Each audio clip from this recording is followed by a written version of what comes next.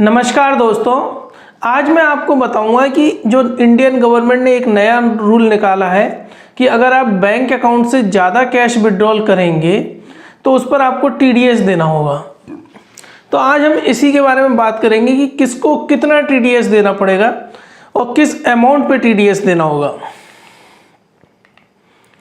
सबसे पहले तो आप ये समझिए कि अगर यदि आप बैंक अकाउंट्स में किसी भी तरह का विड्रॉल कर रहे हैं, चाहे आप कैश काउंटर पे कर रहे हैं, चाहे आपने एटीएम कार्ड से पैसा निकाला हो, आपको उस पर टैक्स लायबिलिटी बनेगी अगर एक अमाउंट जो आपको लिमिट है उस थ्रेशोल्ड को अगर आप पार कर जाते हैं तो। अब हम देख लेते हैं कि वो लिमिट क्या क्या होती है। सबसे पहले आप ये समझिए, गवर्नमेंट ने दो कैटेगरी उसमें निर्धारित करी है। पहली तो करिए जो टैक्स पे कर रहे हैं और दूसरी करिए जो टैक्स पे नहीं कर रहे फिर भी वो उनके बैंक अकाउंट में ट्रांजैक्शंस ज़्यादा हो रहे हैं, विड्रॉल ज़्यादा हो रहे हैं। तो हम सबसे पहले कर लेते हैं टैक्स पेयर की बात। जो लोग टैक्स रेगुलरली पे कर रहे हैं, पिछले 3 साल से उन्होंने रेगुलर टैक्स पे किया है। टैक्स पे किया इसका मतलब ये है कि अगर उन्होंने इनकम टैक्स रिटर्न फाइल किया है तो चाहे उनकी टैक्स लायबिलिटी 0 बनती हो, लेकिन उन्होंने टैक्स रिटर्न फाइल किया है। अब देखिए, सबसे पहले अगर आपने पिछले 3 साल से टैक्स रिटर्न किया है तो आपको एक चीज़ ध्यान रखनी है, ये चीज़ आपको बैंक में अपने रिकॉर्ड में अपडेट करवानी है। यानी कि जो आपका इनकम टैक्स रिटर्न एक्नॉलेजमेंट है, नंबर है, या जो फॉर्म निकल के आता है वो आपको बैंक में अपडेट कराना है अगर आपके बैंक अकाउंट में 20 लाख से ज़्यादा का कैश विड्रॉल एक फाइनेंशियल ईयर में होता है तो। अगर आप इनकम टैक्स रिटर्न भर रहे हैं और आपने बैंक अकाउंट में अपडेट नहीं करवाया रिकॉर्ड तो भी आपका टीडीएस कटेगा।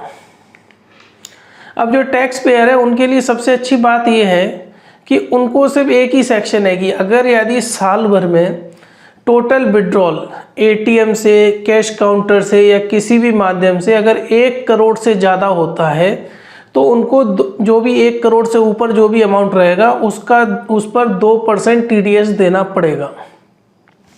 अब टीडीएस देना पड़ेगा तो अब मैं इसको एक एग्जांपल में लेता हूँ। एग्जांपल में समझाता हूँ आपको कि किस तरीके से देना होगा।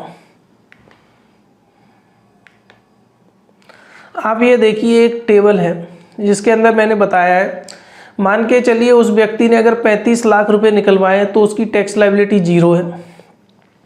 उसने अगर 1 करोड़ निकलवाया तो भी उसकी टैक्स लायबिलिटी 0 है। अब उसने अगर 1 करोड़ 20 लाख निकलवाया तो क्या होता है? तो इसका ये मतलब है 20 लाख रुपए पे उसको टीडीएस देना होगा और टीडीएस देना होगा 2% से, जिससे उसका बनता है 40,000 रुपये उसकी टीडीएस लायबिलिटी बनती है। मतलब ये 40,000 बैंक उसके अकाउंट से डिडक्ट करेगा। अब आते हैं जो लोग टैक्स पे नहीं करते, जिन्होंने इनकम टैक्स रिटर्न फाइल नहीं किया है या फिर जिन्होंने इनकम टैक्स रिटर्न फाइल किया है लेकिन बैंक अकाउंट में अपडेट नहीं करवाया है, तो उन पर कितनी टैक्स लायबिलिटी बनती है? वो दो ब्रैकेट में आते हैं। अगर उनके अकाउंट से 20 लाख से ज़्यादा विड्रॉल होता है, 20 लाख से 1 करोड़ तक 2% और 1 करोड़ से ऊपर 5%। अब हम इसको एक एग्जाम्पल में समझ लेते हैं किस तरीके से टैक्स लायबिलिटी बनेगी। मान के चलिए उसने 19 लाख रुपए निकलवाए तो टैक्स लायबिलिटी 0 है। अब उसने 25 लाख रुपए निकलवा लिए तो टैक्स लायबिलिटी क्या रहेगी?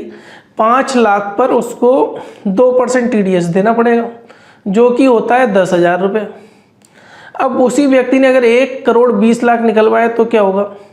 1 करोड़ 20 लाख निकलवाया तो क्या होगा कि जो 20 लाख से 1 करोड़ 80 लाख जो होते हैं वहाँ उसको 2% देना होगा और जो 1 करोड़ से ऊपर 20 लाख है उस पर 5% देना पड़ेगा।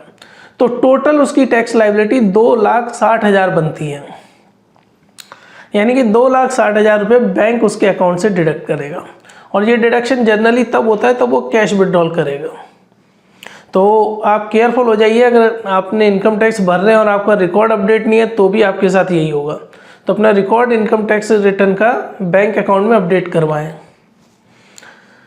अब आता है, मान के चलिए कई बार हमसे गलती हो जाती है, हम बैंक अकाउंट में रिकॉर्ड अपडेट नहीं करवाया तो जो टीडीएस आपका कटा है, चिंता ना करिए, जब आप इनकम टैक्स रिटर्न फाइलिंग करेंगे तो आपका टीडीएस रिटर्न हो जाएगा। अगर जो भी आपकी अगर टैक्स लायबिलिटी नहीं बनती समझ रहे हैं आप? अगर यदि आप इनकम टैक्स रिटर्न फाइल कर रहे हैं बाद में और आपकी टैक्स लायबिलिटी नहीं बनती लेकिन बैंक ने TDS काट लिया है तो वो रिटर्न हो जाएगा। तो ऐसी कोई टेंशन वाली बात नहीं है, लेकिन कुछ टाइम के लिए आपका पैसा ब्लॉक हो जाएगा। तो फ्रेंड्स, मुझे उम्मीद है आपको मेरा वीडियो पसंद आया होगा। प्लीज़ मेरा वीडियो अपने व्हाट्सएप ग्रुप पर ज़रूर शेयर करें और मेरा चैनल लाइक और सब्सक्राइब करना बिल्कुल ना भूलें, क्योंकि मेरे चैनल पे आपको बैंकिंग से रिलेटेड हर प्रॉब्लम का समाधान मिलता है। Thank you friends.